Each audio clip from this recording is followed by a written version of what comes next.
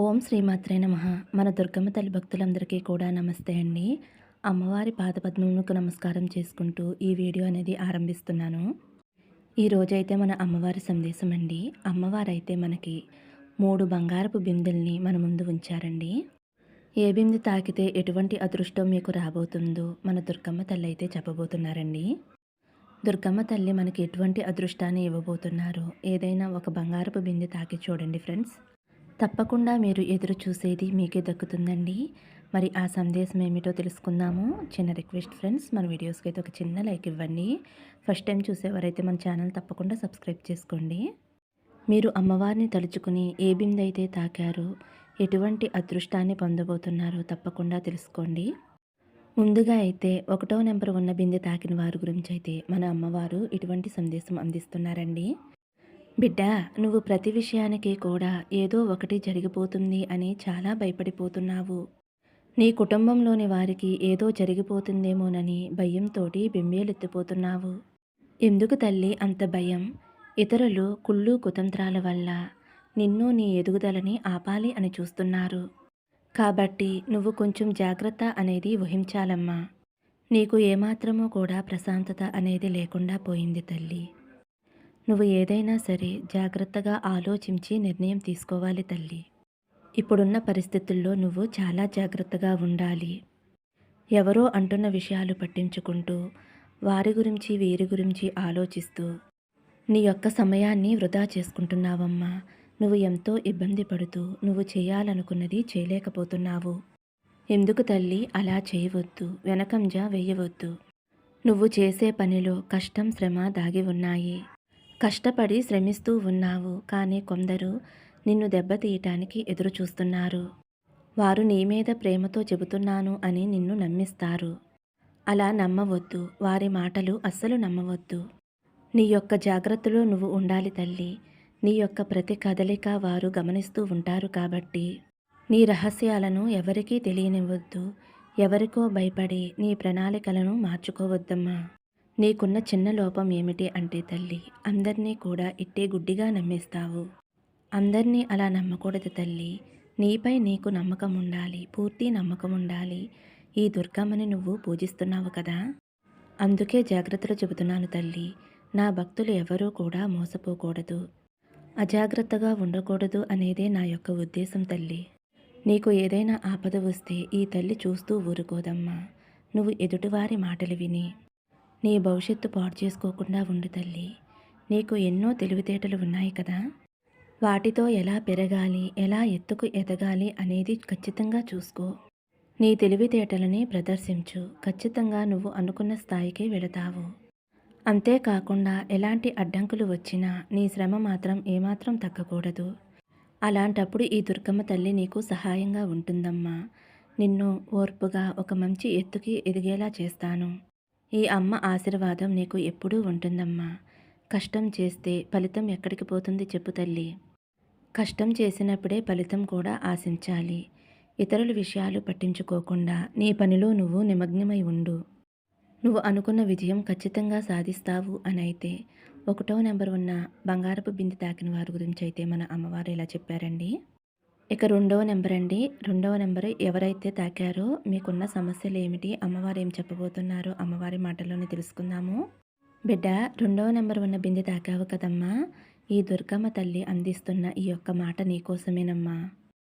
నీకున్న సమస్యలకి చిక్కులకి ఎన్ని పూజలు చేసినా ఎన్ని మొక్కులు మొక్కినా సరే ఏమీ నెరవేరటం లేదు అని ఎంతగానో బాధపడుతున్నావు.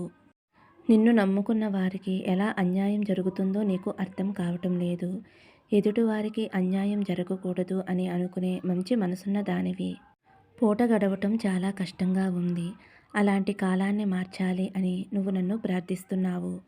ఏదో ఒక దారి చూపకపోతుందా నా తల్లి అని నన్ను ఆరాధిస్తున్నావు. ప్రతి దానిలో నష్టమే ఎదురవుతుంది అని చాలా నీరసించిపోయావు. నిన్ను నేను చూస్తున్నానమ్మా, గమనిస్తున్నాను. అన్నీ ఎలా వదులుకుంటావు చెప్పు. నిన్ను ఎలా వదిలేయను. నీకు కావలసిన అద్భుతమైన కాలాన్ని ఇచ్చే వరకు నేను నిన్ను ఎప్పటికీ కూడా వదలను తల్లి.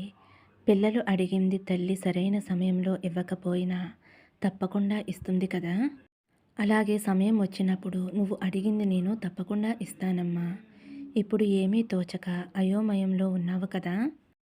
పాపకర్మలు అవన్నీ కూడా నిన్ను ఎంతగానో దెబ్బ కొడుతున్నాయి. అలాంటి సమయంలో తప్పకుండా నువ్వు శుక్రవారం రోజున నా ఆలయానికి వచ్చి ఈ తల్లిని దర్శించుకో తల్లి. ఒకవేళ నీకు ఆలయానికి రావటం కుదరకపోయినా ఇంట్లోనే నా ఫోటో ముందు కూర్చుని దీపారాధన చేసుకుని నా నామజపం చేసుకో అమ్మా. తప్పకుండా నీకున్న కష్టాలన్నీ కూడా తొలగిపోతాయి. నాకు ఎన్నో పూజలు ఎన్నో ప్రసాదాలు అవసరం లేదు. నాకు ఇష్టమైన కొంచెం బెల్లం ముక్క అయినా పాలైనా పెడితే చాలు తల్లి, పరవశించిపోతానమ్మా. నీ కుటుంబాన్ని మంచి వృద్ధిలోకి తీసుకువస్తాను. నాకు ఎలాంటి కానుకలు అవసరం లేదు తల్లి. ఈ తల్లిపై నమ్మకం ఉంచితే చాలు, తప్పకుండా నా అనుగ్రహం నీకు దొరుకుతుంది. నిన్ను నేను నడిపిస్తూ మంచి దారిలో తీసుకువెళతాను. నీ ప్రతి పనిలో కూడా ఈ తల్లి నీకు తోడుగా ఉంటుంది బిడ్డ. నువ్వు ప్రతిదానికి చింతపడవద్దు, బాధపడవద్దు, ధైర్యంగా ముందుకు వెళ్ళు. ఈ కనకదుర్గమ్మ ఆశీర్వాదంతో నీ యొక్క భవిష్యత్తు అనేది బ్రహ్మాండంగా ఉండబోతుందిమ్మా. నువ్వు ఏదైతే చేయాలి అనుకుంటున్నావో అది చెయ్యి. ఎందులో కూడా కష్టం నష్టం లేకుండా ఆదాయాన్ని తెచ్చిపెట్టి నిన్ను మంచి స్థాయిలో ఉంచుతాను. ఈ తల్లిని నమ్మిన వారు చెడిపోయినట్లు ఎక్కడైనా చరిత్ర ఉందా తల్లి? నేనెప్పుడూ కూడా మీకు అండగా ఉంటాను అనైతే 2వ నెంబర్ ఉన్న బిందె తాకిన వారి గురించి అయితే మన అమ్మవారు ఇలా చెప్తున్నారండి. 2వ కుండ తాకిన వారు తప్పకుండా శుక్రవారం రోజున అమ్మ ఆలయానికి వెళ్ళండి. ఒకవేళ వెళ్ళలేని పక్షంలో ఇంట్లో దుర్గమ్మ ఫోటో ఉంటుంది కదండి, అమ్మవారి ముందు దీపారాధన చేసుకుని అమ్మ నామం జపం చేసుకోండి చాలు. తప్పకుండా మీకు మంచి జరుగుతుంది అనైతే మన అమ్మవారే స్వయంగా చెబుతున్నారండి. ఇప్పుడు 3వ నెంబర్ ఉన్న బిందెని తాకిన వారి గురించి అయితే మన అమ్మవారు ఇలా చెప్పబోతున్నారండి. 3వ నెంబర్ ఉన్న బిందె తాకిన నా బిడ్డకి ఇప్పటి నుంచి నీకు అన్నీ శుభ సమయాలే తల్లి. నిన్ను ఎవరైతే అర్థం చేసుకోకుండా ఉన్నారో వారు అందరూ కూడా నిన్ను గుర్తించి నీ ప్రేమను గుర్తించి నీ వద్దకు వస్తారు. నిన్ను బాధ పెట్టిన వారందరికీ కూడా నీ గురించి అర్థమయ్యేలా చేసి నీ వద్దకు వచ్చేలా ఈ తల్లి చేస్తుందమ్మా. నీలో ఉన్న నచ్చే గుణం ఏమిటో తెలుసా తల్లి? నీకున్న ఓర్పు. అలాగే ఈ తల్లి మీద నమ్మకం. ఈ అమ్మంటే నీకు ఎంతో భక్తి. ఇవి చాలవా తల్లి నేను నీకు అండగా ఉండేందుకు? నువ్వు ఒక విజేతవు. ఒక విజేతకు కావలసిన లక్షణాలు నీలో ఉన్నాయి బిడ్డ. ఎవరు బాధించినా, ఎవరు నిన్ను అవమానించినా సరే ఓర్పుతోటి కొంచెం ముందుకు వెళ్ళిపోతావు. అందరినీ కూడా క్షమించేస్తావు. ఎదురు చూసి అందరినీ నమ్ముతావు. ఎవరేం చేసినా సరే పోనీలే అని సర్దుకుపోతావు. ఇది నీలో ఉన్న మంచి గుణం. ఇంత ఓర్పు ఉన్నా, ఇంత మంచి ఉన్న నా బిడ్డని నేను కష్టపడతానా చెప్పు తల్లి. నువ్వు ఎప్పుడూ ఏమనుకుంటావు అంటే నేను బాధపడినా పర్వాలేదు, నన్ను నమ్మిన వారు, నాకు కావలసిన వారు ఎప్పుడూ బాధపడకూడదు అని అనుకుంటావు. ఇది అద్భుతమైన గుణం తల్లి. ఈ దుర్గమ్మ తల్లికి ఈ గుణం అంటే చాలా ఇష్టం.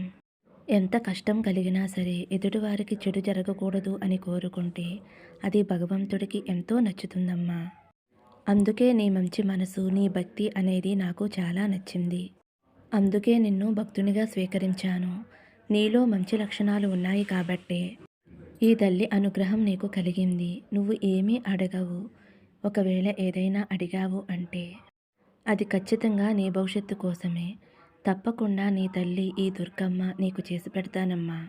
నీ జీవితాన్ని, నీ భవిష్యత్తుని నేను తీర్చిదిద్దుతాను. నిన్ను బాధపెట్టిన వారు నీ దగ్గరికి వచ్చి తన తప్పు తెలుసుకుని నిన్ను క్షమించమని అడిగేలా నేను చేస్తాను కదా.